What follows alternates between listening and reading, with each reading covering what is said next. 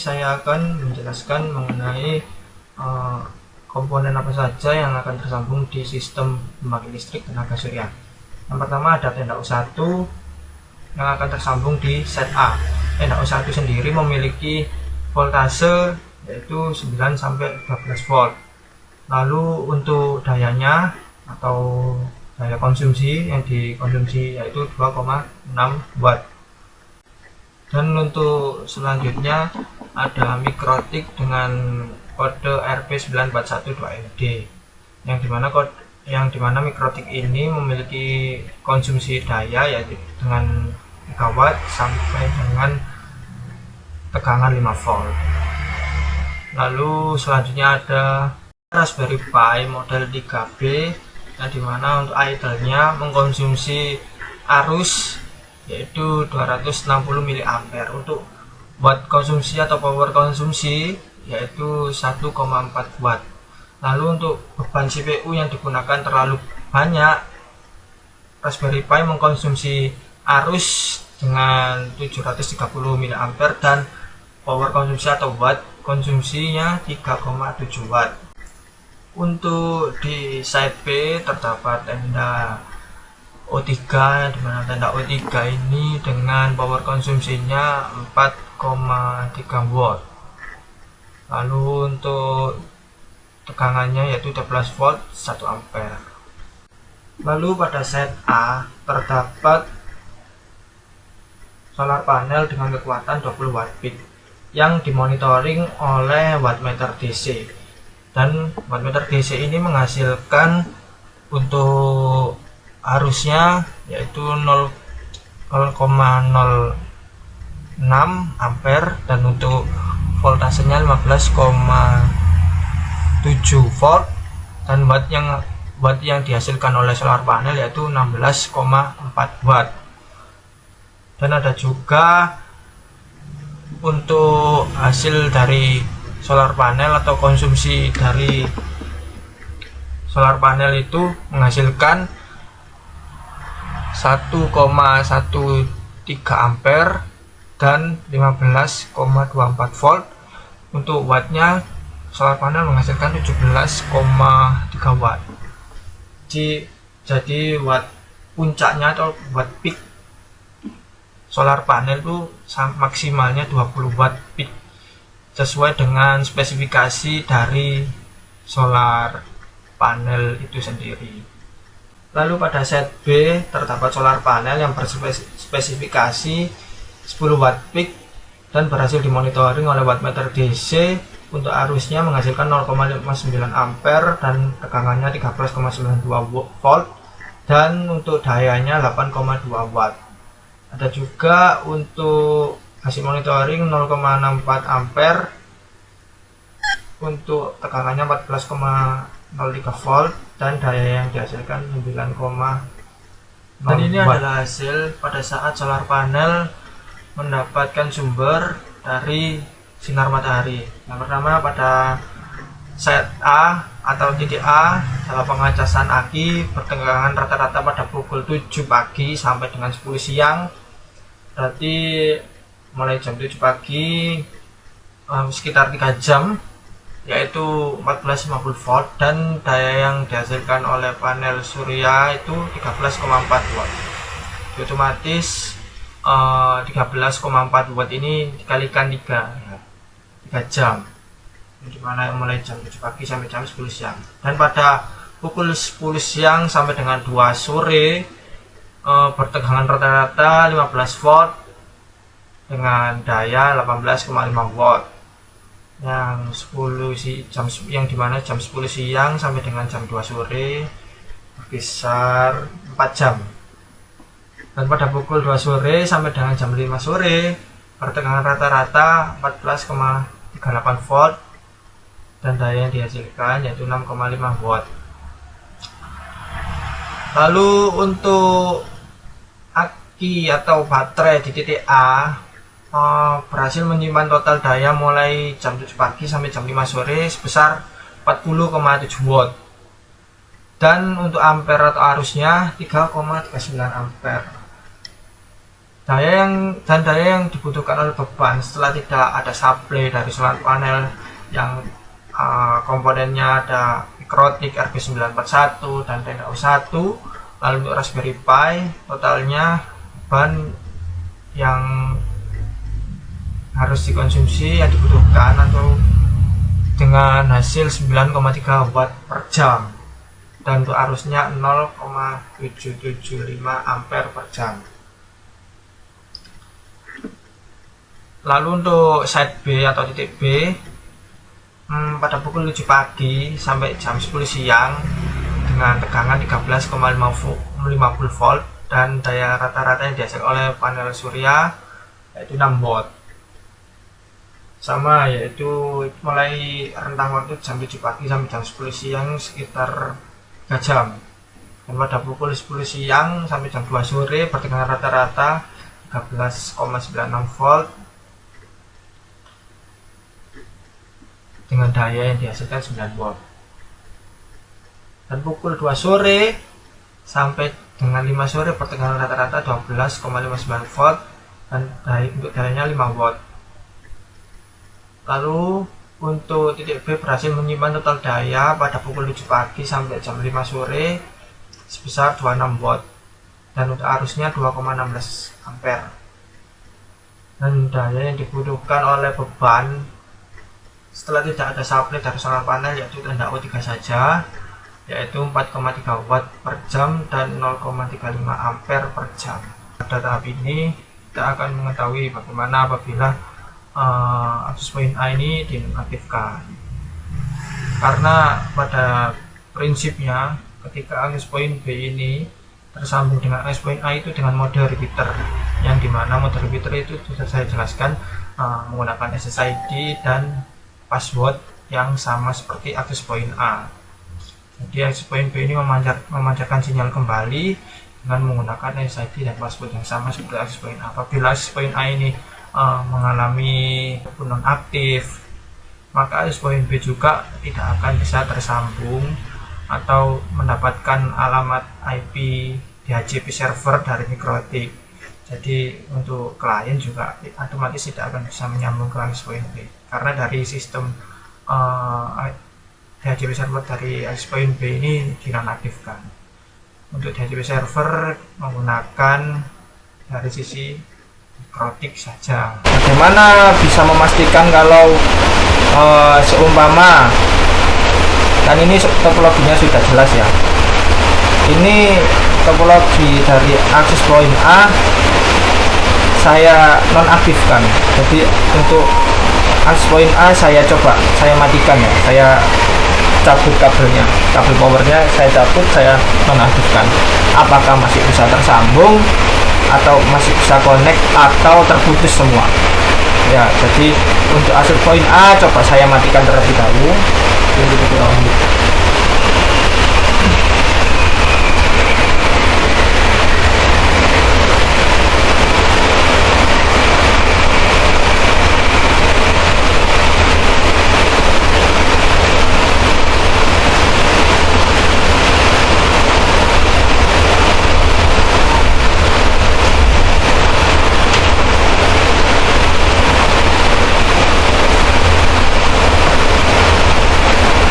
Oke, sudah saya cabut untuk akses poinnya.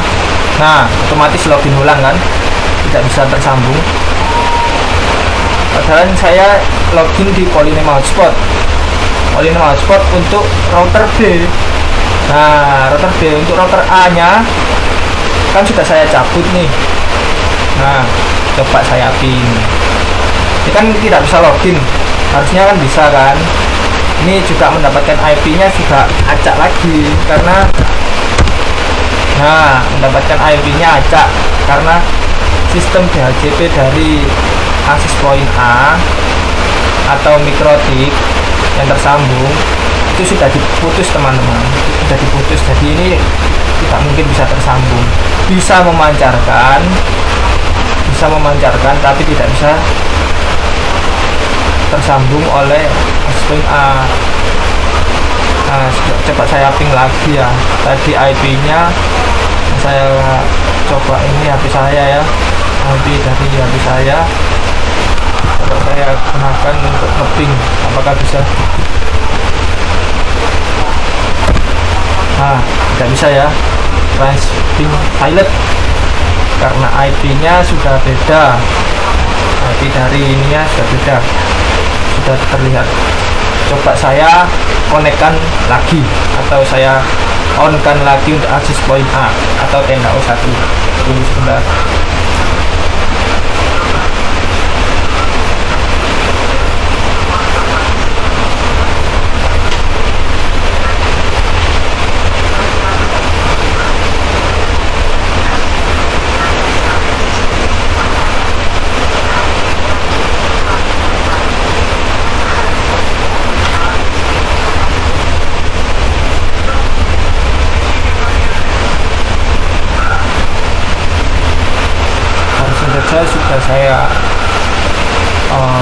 Sudah saya konekkan. Nah, sudah nyala lagi, supaya kita disconnect lalu connect lagi.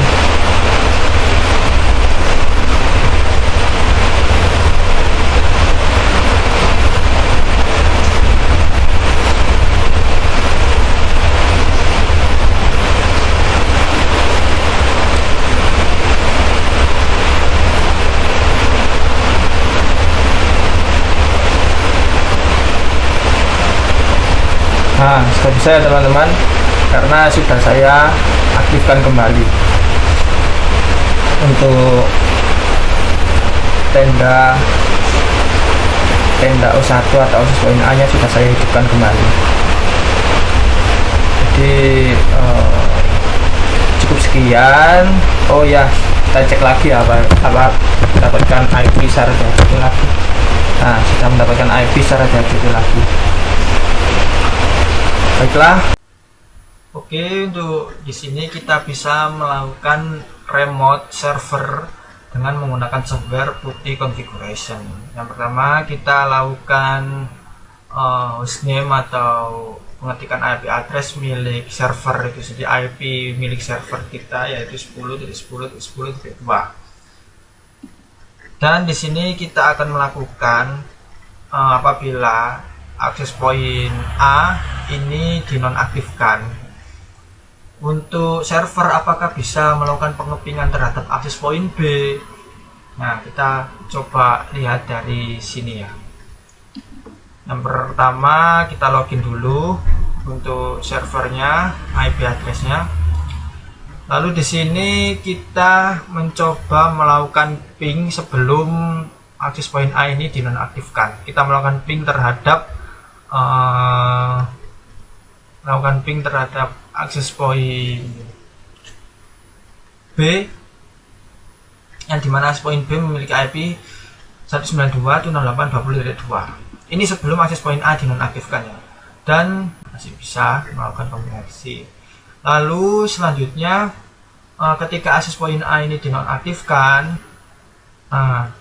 kita melakukan pengepingan kembali untuk sisi alamat IP dari tenda O3 atau akses point B. Kita melakukan pengepingan kembali dan hasilnya tidak ditemukan.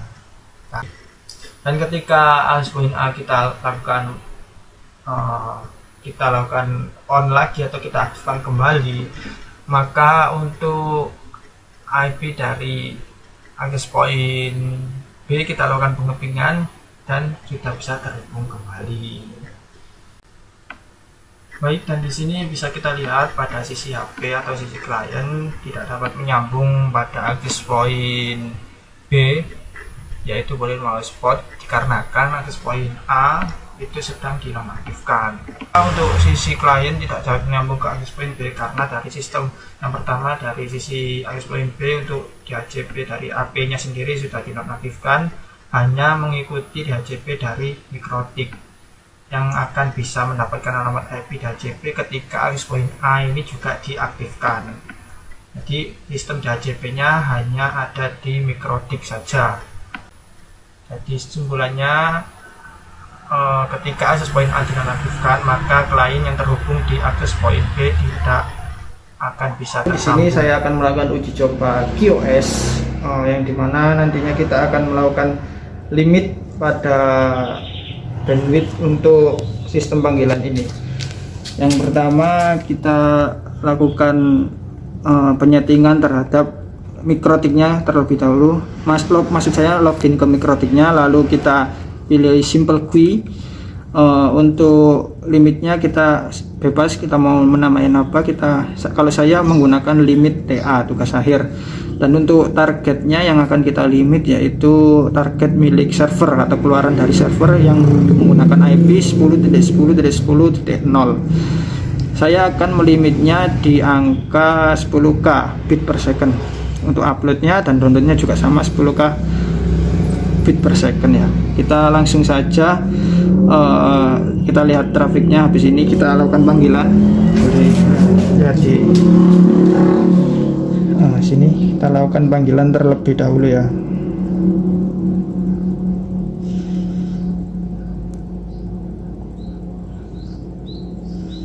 Nah, ini ada telepon. Ini HP saya sedikit lemot.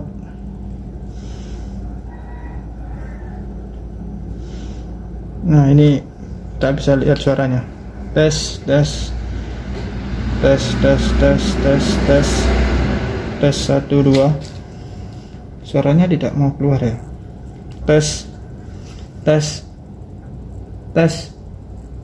Nah, di sini terdengar suaranya tidak mau masuk ya. Lalu kita ubah saja ke